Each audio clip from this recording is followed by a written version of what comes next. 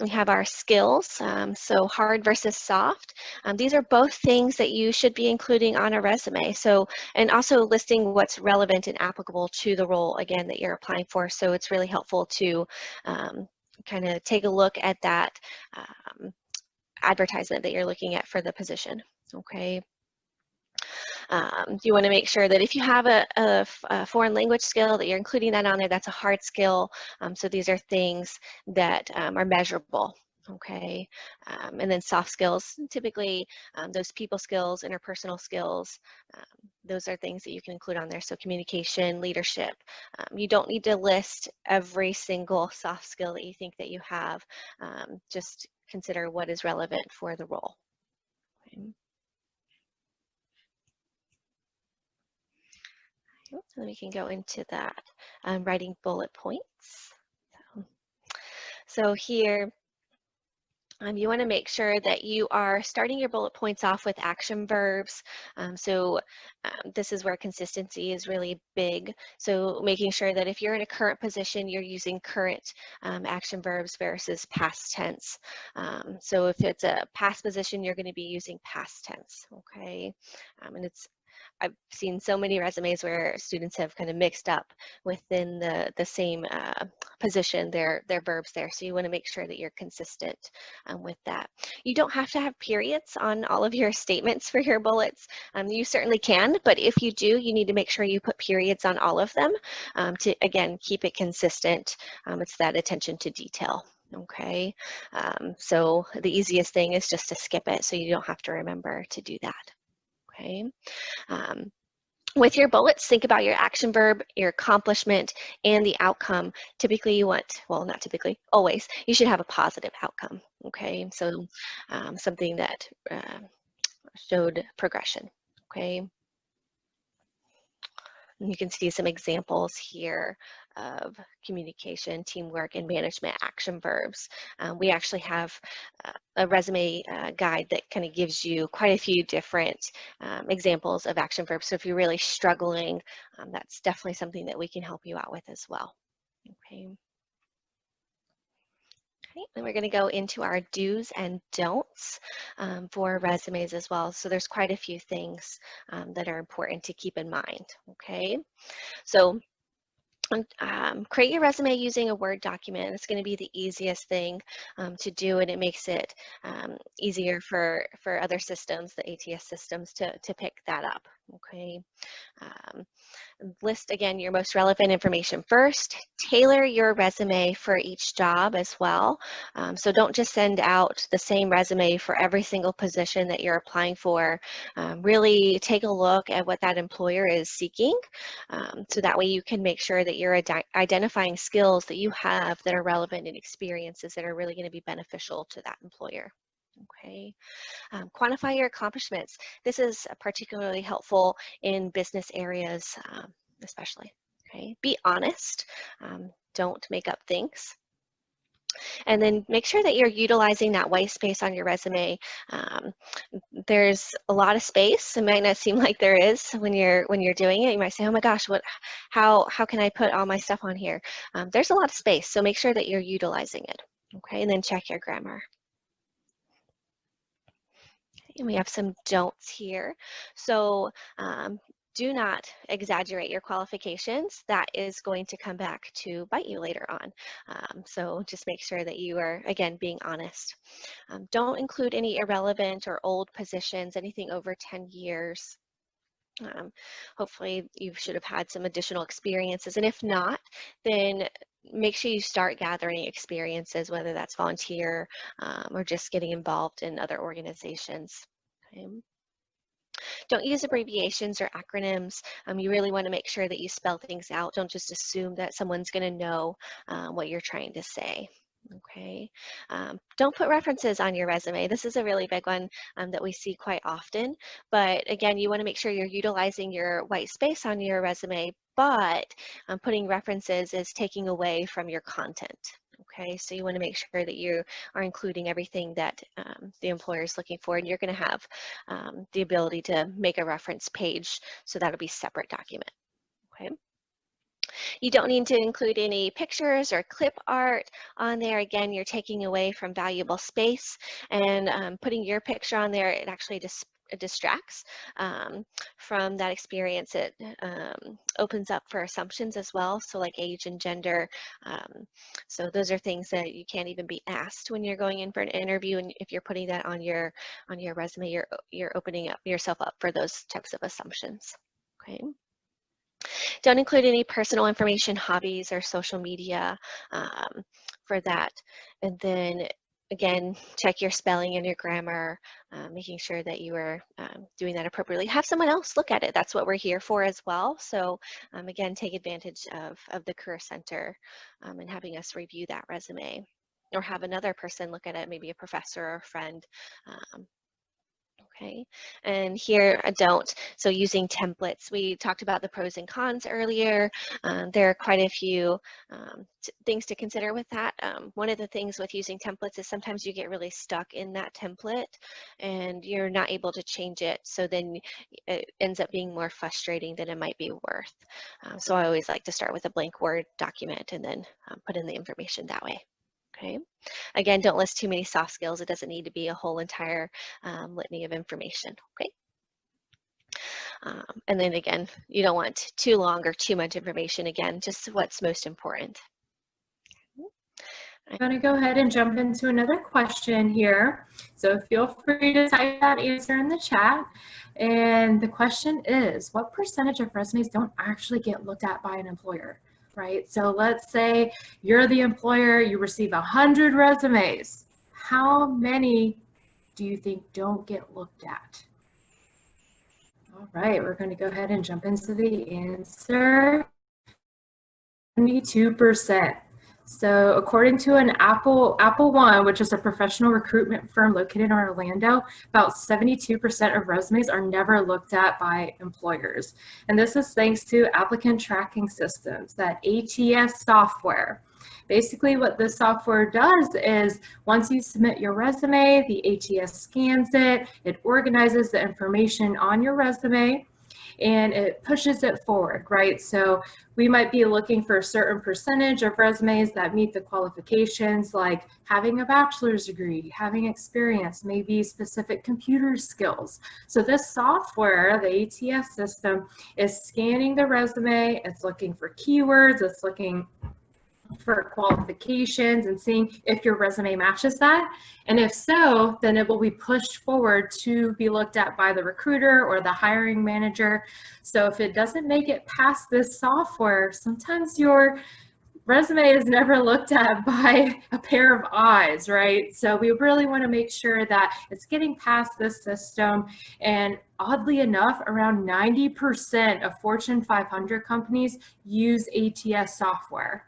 So really big companies that are out there that might have hundreds of applications, they need to find a way to organize these resumes and only look at the ones that are meeting the qualifications and that are relevant to the job. So this is why a lot of really big companies adopt a software like that, because it does save a little bit of time in that hiring process. If you pass this software, the ATS system is really choosing the right file type. So a Word document or a Google document, normally the system will be able to read it. And we want to make sure that if the application notes, submit your resume as this file type, maybe a PDF document, a Word document, we really want to take that into consideration because they might be using a software, hence why they're telling you to submit the resume in that format. And then we also want to make sure we're using some relevant keywords and phrases that are matching to the job description that you're applying for, because if that system is scanning for keywords, we want to make sure that you're meeting some of those keywords. And then we also want to make sure that we're tailoring the resume to every job application that you apply for, using the keywords, using the skills that they're looking for if you meet those qualifications. And we also want to keep it simple. Usually chronological or hybrid formats work best with these systems.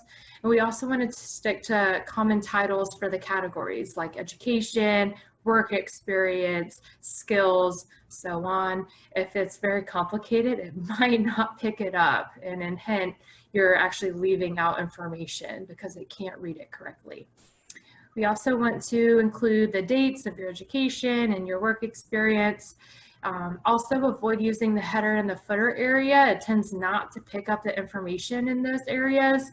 And then avoid using templates, graphics, or tables. If you have important information in these areas and the system can't read it, it's gonna leave that part out. So we want to avoid that and make sure that it is going to be readable by a system like ATS if the employer is using something like this.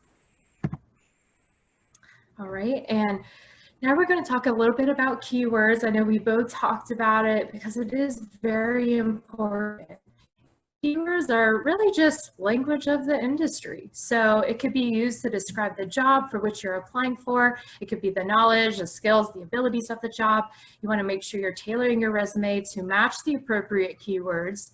And then it could be different for jobs with the same title. So if you're looking at different companies but similar jobs, sometimes certain employers might put preference over certain skills or experience that they're looking for. So we just want to make sure that we're tailoring it and including the keywords based off of that application itself. And then just also remember to use keywords in context and be truthful when you include it on your resume.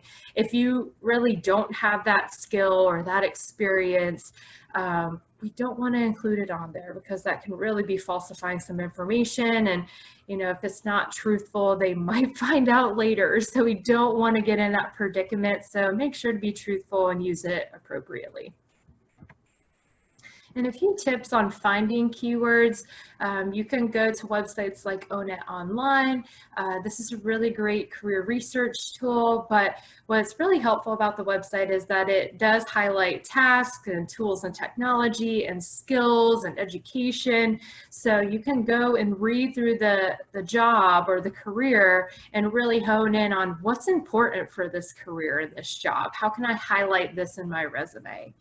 You can also find keywords through job postings on Indeed or the employer's website. They can talk about this in the qualifications section or the skills, education, certifications. It's really going to be what they're looking for, what makes you qualified for that job. And if they are looking for certain degree programs or certifications, skills, locations, position titles that maybe match your experience, make sure to include that on there.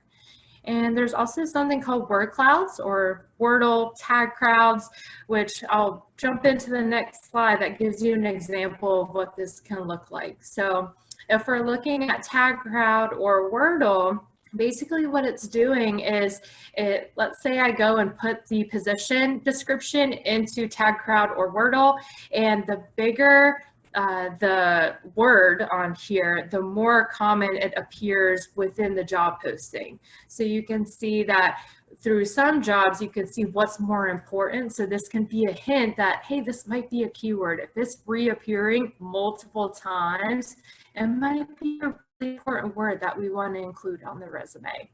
And then you can see on the picture on the bottom right, just by reading a short job description, you can kind of understand what they're looking for, some computer software that they want you to know, or troubleshooting skills. So we can try to implement this into the resume if you, of course, have those qualifications. All right. And really, the bottom line is an effective resume is properly formatted, it's easy to read. Remember, if it's the 6 seconds that an employer is looking at your resume, we want to make sure they can scan it and really see what's important that you want them to see. It also includes appropriate content. It's tailored to match the job. It showcases your best qualifications and accomplishments. If it's related to the job, even better. It also includes relevant keywords. It honestly explains and quantifies your experience, and it includes the most important information towards the top. And remember, your resume is basically your ticket to an interview. So we want to make sure that that ticket has all the information that they need to know about you. So hopefully you can get that call and make it to the next step within that job or career progression. And then also remember, an effective resume is optimized to impress both the ATS, that software, and the hiring manager.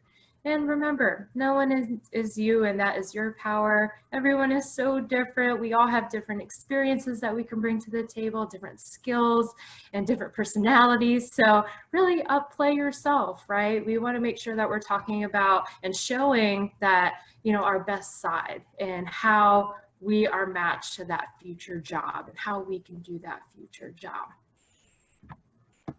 Right, and I do want to share a couple tools for you that all Valencia students have access to online. The first being Big Interview, and it's free to all Valencia students. All you have to do is go to the website, register using your Valencia email, log in and start watching. And basically what Big Interview does is it's a website of videos relating to resume writing and cover letters and thank you letters and interviewing. It has hundreds of videos in here, and it also allows you to practice interviewing. So it'll prompt you with a question, it will record you speaking it, and you can play it back, and you can also share it with other people. So if you want to share it with an advisor and get some practice in, we can definitely do that. But I would recommend definitely use this tool because it has a lot of really great videos and information shared in here. Right, and the next is resume reviews. So as we discussed earlier, we do provide resume reviews in the Career Center. So either you can email your campus Career Center directly, or you can contact a career advisor request through the Valencia Career Center website. If you do submit that request, then an advisor will reach out to you and try to schedule a time that you can have the resume review. So we just want to make sure that you know this is available, because sometimes if we're not getting any leads, we need a transformation on your resume. We need to tailor it, get another pair of eyes to look over some things and get some feedback. So definitely connect with us if you would like a resume review. All right, and another resource that we have is located within Canvas, and it's called the Career Center Online. It's basically an online resource that has loads of information that's related to job preparation, resume writing, interviewing, career research tools. I mean, you name it, there's a lot of tools in here that you can access at any time. If you visit the link towards the bottom, it will bring you to the enrollment page to get put into the resource. But I definitely recommend accessing it. It also has all of our contact information at the college for the Career Center, and it's free to use, and you can access it at any point in time, during the weekend, in the middle of the night, you name it, you can access it. So if you would like to enroll, just visit the link at the bottom and it will put you into the Canvas resource. Really, thank you for attending today's session. We hope you learned something new, and hopefully we'll connect with you soon on getting a resume reviewed. But we would love to hear your feedback. We do have a short and anonymous survey for you to complete. So you can either scan the QR code on the right, or you can access the URL at the bottom. And really, we would just love to hear your experience